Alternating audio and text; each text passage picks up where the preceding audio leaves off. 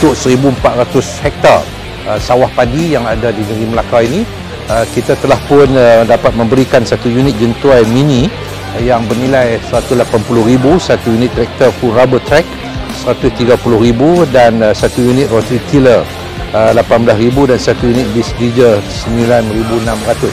Dan ini merupakan satu yang diberikan penekanan oleh pihak kerajaan, khususnya oleh pihak Kementerian Pertanian dan Ketajinan Makanan melalui LPP untuk memastikan kawasan-kawasan yang di luar jelapang ini juga dapat membantu menyumbang kepada keberhasilan peningkatan hasil padi.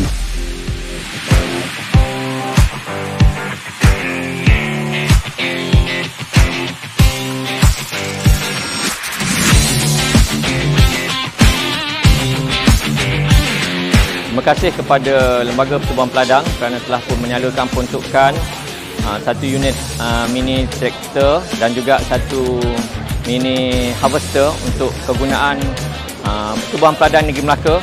Kita berharap dengan adanya jentera yang ditempatkan di Pertubuhan Peladang Negeri ini, kita akan dapat memberikan perkhidmatan dan seterusnya akan dapat meningkatkan dari segi produktiviti pesawah-pesawah di Negeri Melaka ini.